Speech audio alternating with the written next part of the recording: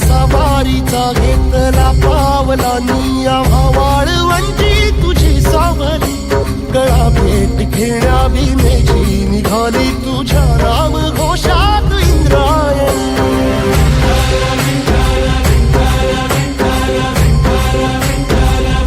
भिडे आसमंती ध्वजा वैष्णवांची उभी पंढरी आज नानावली तुझे नाव ओठी तुझे रूप ध्यानी जीवाला तुझी आस गाला घरी